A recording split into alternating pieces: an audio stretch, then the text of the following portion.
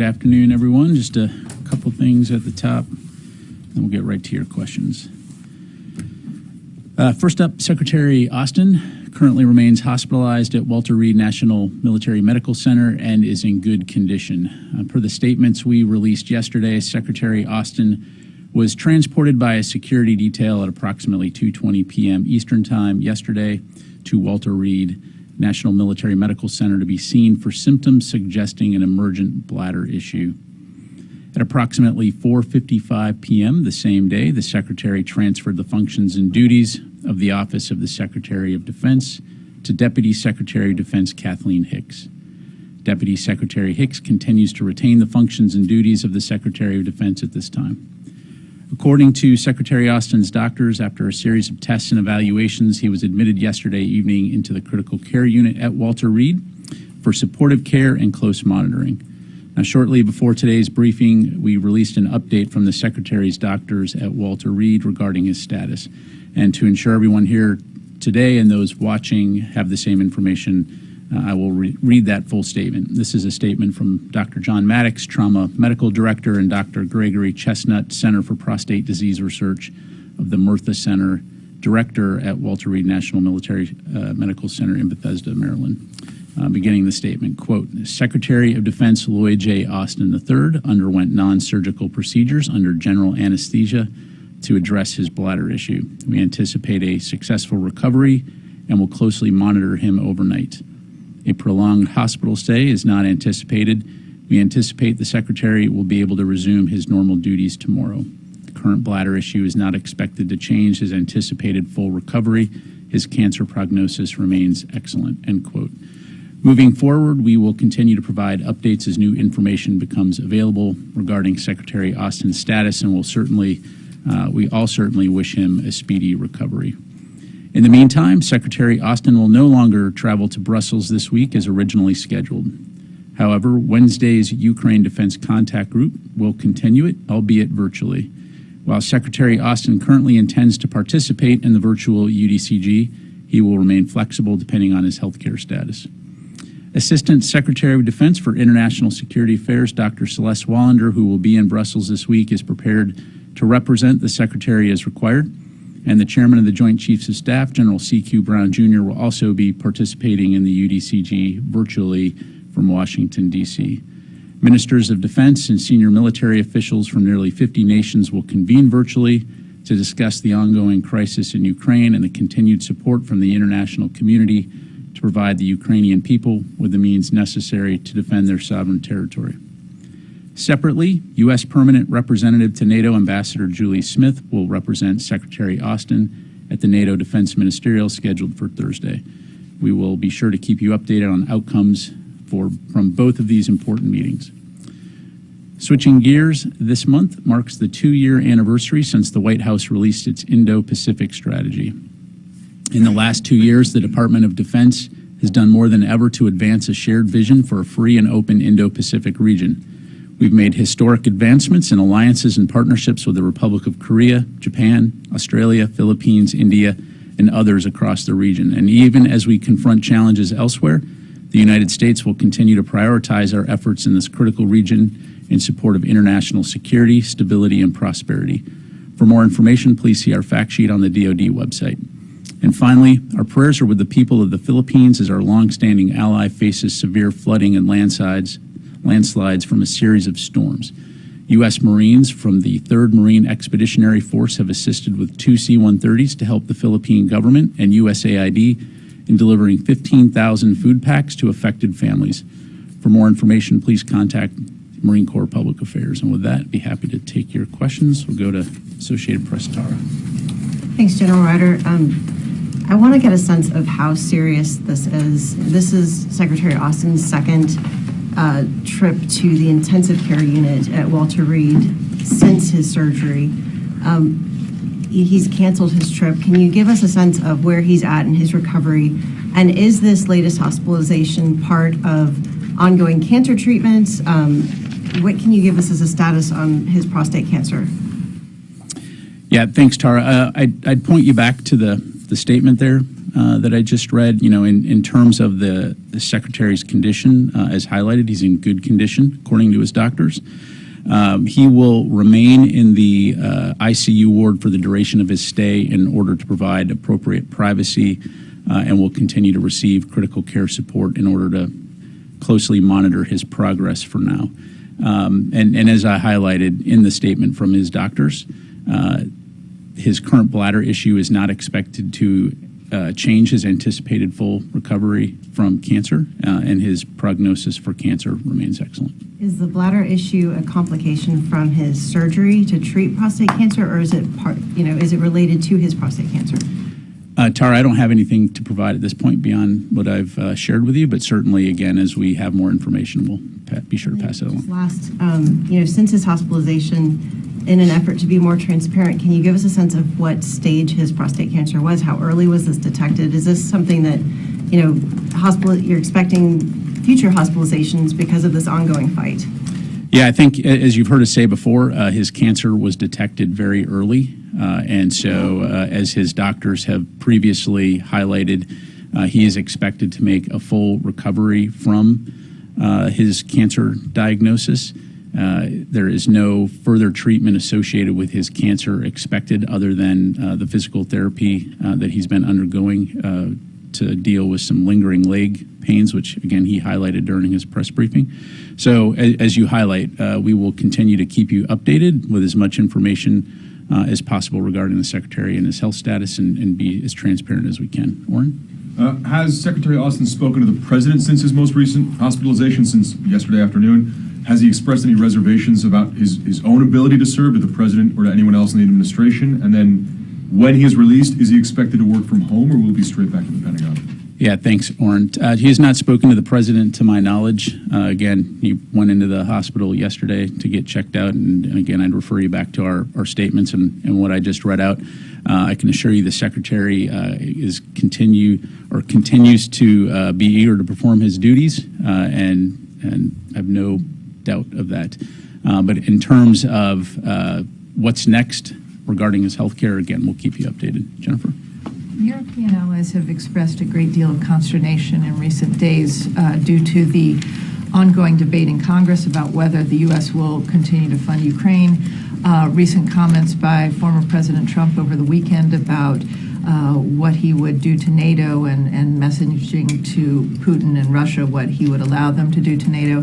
Why isn't Deputy Defense Secretary Kath Hicks or somebody of a senior stature going to Brussels and participating in these meetings? Yeah, again, first of all, our support for Ukraine continues to be ironclad. As you heard me highlight, you're going to have nearly 50 countries come together, as they have on almost a monthly basis, to talk about how we support Ukraine. And as I also highlighted, is the Secretary's intent to participate in the virtual UDCG. Again, we'll keep you updated on that front. And Dr. Wallander, as you know, has been at the center of working for the Department of Defense to represent the United States and our support for the UDCG. So she is well experienced, well equipped to represent the Secretary should she need to do that. And she, as I mentioned, will also be in Brussels to support there, both virtually, but also support the ambassador as she represents the Secretary at the NATO Defense Ministerial. Idris? Just to follow up on that, obviously the Celeste and Julie Smith are well qualified, but Deputy Secretary Hicks would be a representation of how seriously the administration takes Ukraine and its needs. So does the Secretary not have confidence in his deputy to send her while she's performing his duties? Yeah, I reject that notion. The Secretary, of course, has full confidence in the Deputy Secretary of Defense. He has transferred his functions and duties to her as evidence of that. And again, anyone who questions our commitment to Ukraine just needs to look at the facts in terms of the amount of support and the amount of assistance we have provided and continue to provide Ukraine, and will continue to provide going forward. Just to follow up, how long was the Secretary unconscious or under general anesthesia for since yesterday? Is it throughout? Is it a couple of hours here and there? Do you have a sense of that? Idris, at this time, I don't have anything to provide beyond what I've relayed to you, but again, we'll continue to keep you updated as new information comes in. David? So when in that sequence from 2:20 being taken to the hospital, 4:55 turning over his responsibilities, did he inform the White House? The White House was informed that he was being taken to the hospital, so that happened before he actually departed to go to the hospital. In addition, in that period, congressional notifications were made as well. So the statement says we'll be able to resume his normal duties tomorrow, but you just told us that he's canceled a planned trip. How do you square those two? David, again, we'll keep you updated on his status. This is a statement from his doctors explaining that they expect that he'll be able to resume his normal duties. Again, we'll keep you updated on whether that includes from the hospital or if that is from home.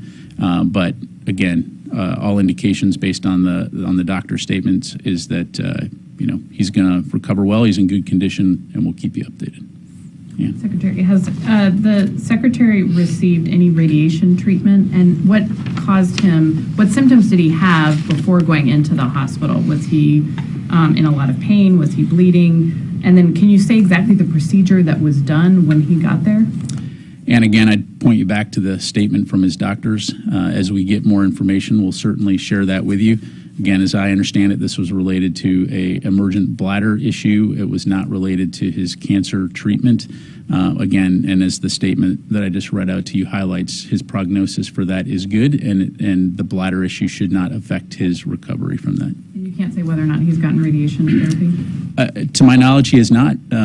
Again, I'd point you back to the statement in terms of the treatment that he's received. Not related to his cancer treatment, but this is a complication of the surgery, correct? Again, I'm not a doctor. I'm not going to try to medical speak. I'm just going to point you back to the statement, and as we get more information to provide, we certainly will. I mean, have they told you this is or anybody on his staff, that this is a complication? He was admitted, he went to the hospital yesterday for an emergent bladder issue. His doctors have said previously that he is expected to make a full recovery from his cancer diagnosis, which is what I just highlighted in the top of the statement.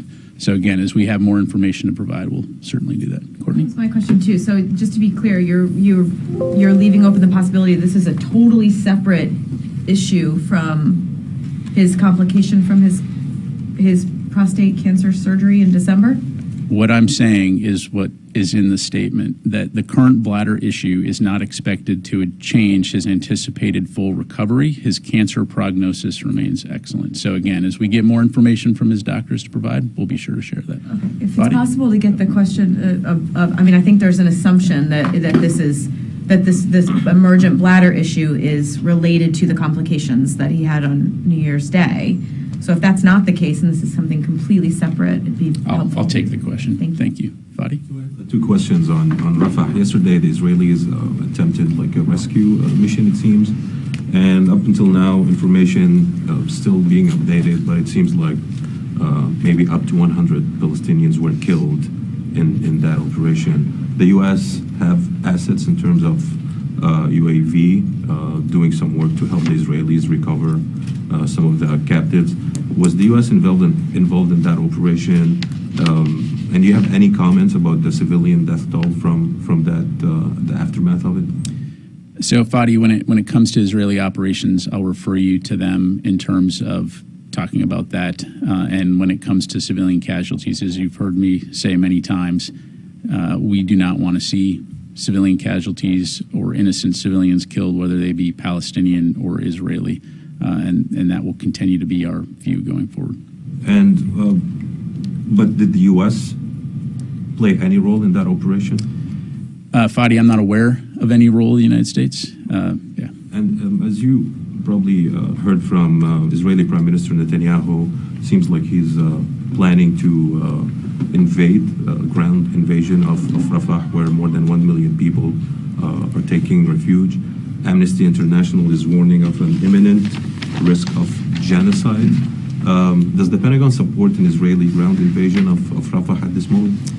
Again, I'm going to refer you to the Israelis to talk about their operations. I think Mr. Kirby has addressed this in his press briefings. We certainly do not want to see any more suffering, human suffering among those in Gaza, which is why, again, we continue to communicate actively with our Israeli partners on the importance of taking civilians into account in planning and conducting their operations. So we go over. Who is communicating that? Who you said we're communicating with them? Who? Can you give us a sense? I know there was a point where General Glenn was there, and we kind of got a little bit of fidelity on that.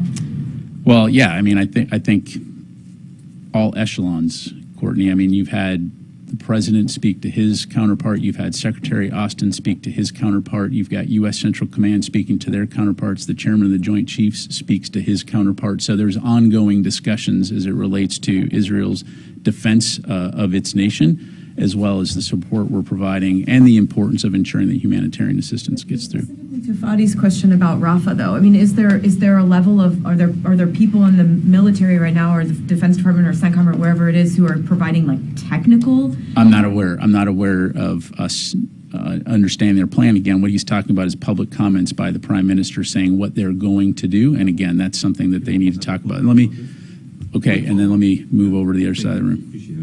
Did the Israelis share any planning with the Pentagon about this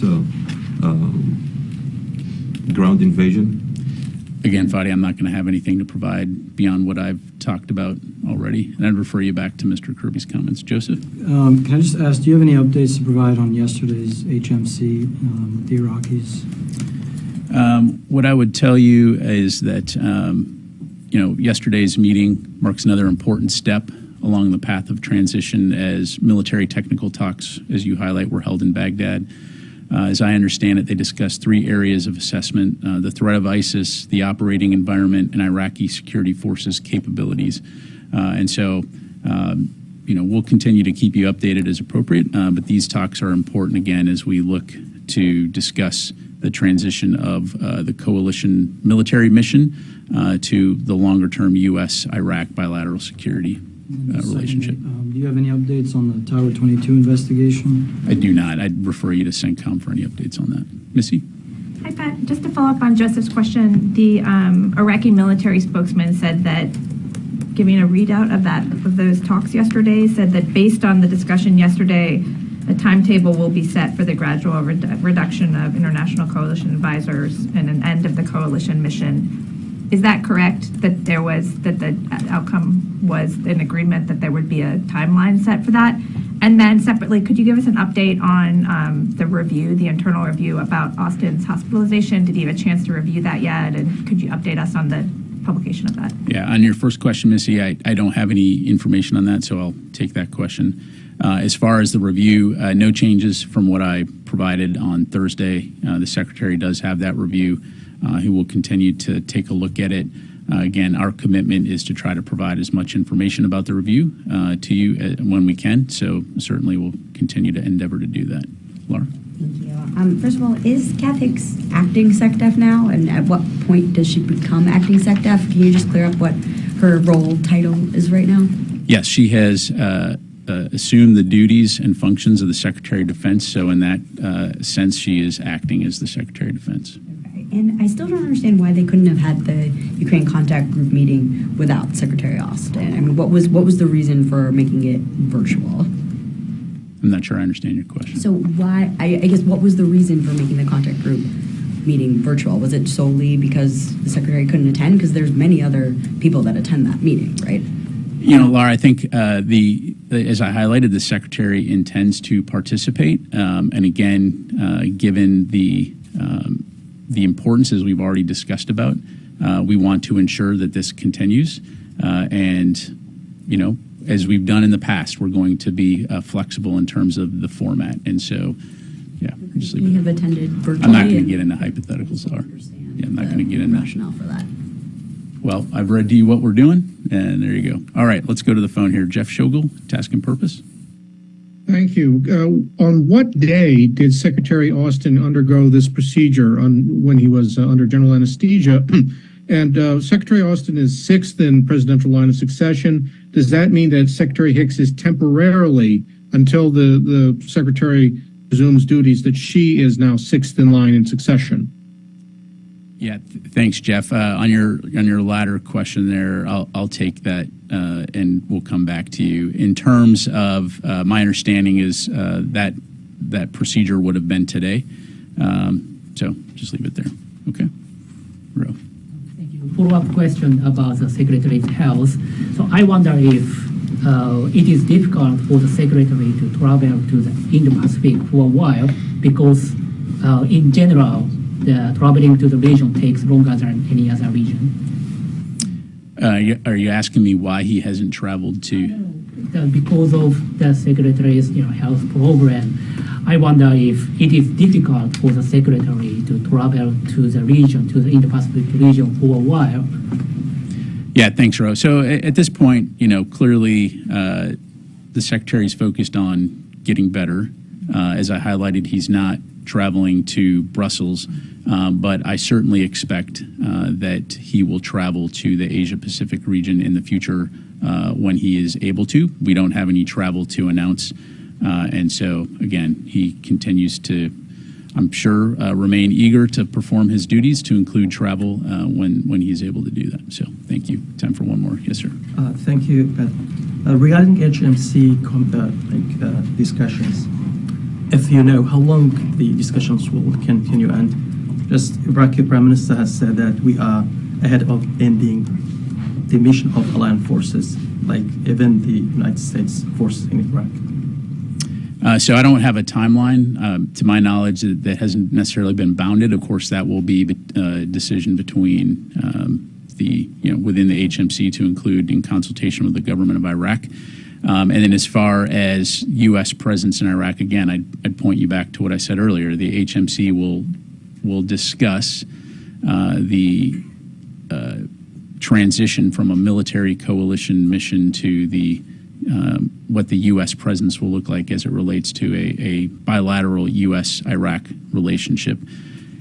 Our forces continue to be there at the invitation of the government of Iraq. I'm not aware of any specific official requests at this point in time for U.S. forces to leave. We'll continue to keep you updated. So, all right. Thanks very much, everybody. Appreciate it. We have a request to hear from the Deputy Defense Secretary, now Acting Defense Secretary Kath Hicks. We've never had a chance to question her at the podium or hear from her. Okay. Thank you, Jennifer. Appreciate it. Just to get an update on his status. I will take that request. Thank you very much, everybody. Thank you.